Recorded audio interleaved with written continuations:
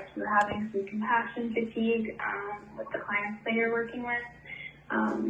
For me, that's a sign that I need to focus on self-care, that I'm probably not taking good care of me enough to be able to take good care of the clients that I'm working with.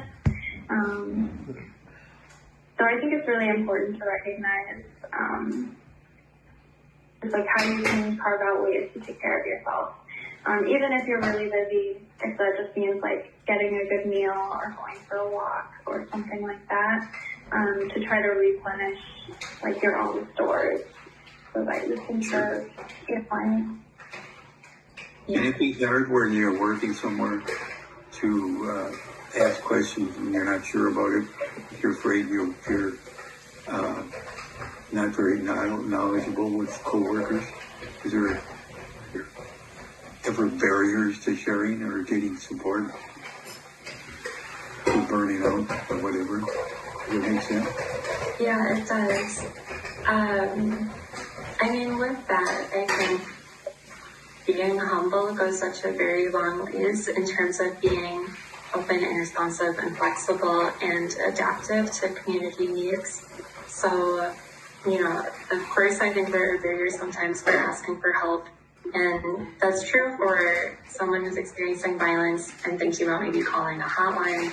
And it can also be true for an advocate who might, have different barriers for asking for help from staff or coworkers. They're really different, but I think, we live in a culture where sometimes asking for help can be really hard. And I think, there's lots of shame and stigma that can be attached to looking for help.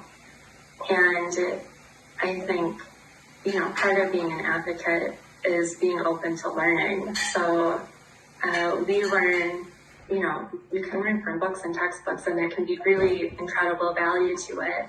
And then I think, there's also so much value in learning from people who might be on the other end of a crisis line, or people who are coming to us and maybe asking for advocacy or support. I think we can learn so much by what people are asking for, what people aren't asking for, the different questions that people raise, and speak volumes about the needs and resources that exist within our community. So I think that, in general, I think Tubman has a fairly open culture of asking questions and learning from others. I think that kind of can be tied back to how all of our programs are really centered on uplifting community leaders and young people who are directly impacted by the issues that we're talking about. And, to learn from others is also to accept feedback, whether it's good feedback or feedback that might be harder to hear. I think that's really important.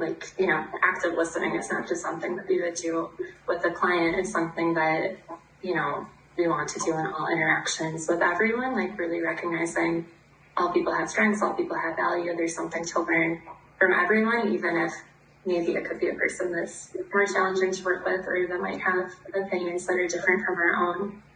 But I do think having more community-based models of care and community-based models of activism and organization is a huge need and really important too. Do you think people can learn from each other and ask questions that are tactful but helpful about differences in culture or belief systems or values? Yeah, always, definitely. It can be difficult to approach. What do you think, anybody, of the idea of trying to combine mental health services with legal enforcement services, i.e.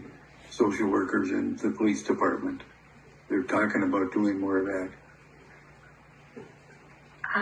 No, I don't think people should be incarcerated just because they have an illness that is outside of their control, and it's something that they never asked or wished for.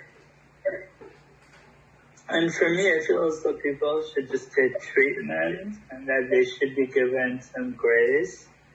and that they should be supported so that way they could realize their full potential and not be stigmatized, because everyone has value no matter who you are or what health condition you may have. Okay. Anybody else?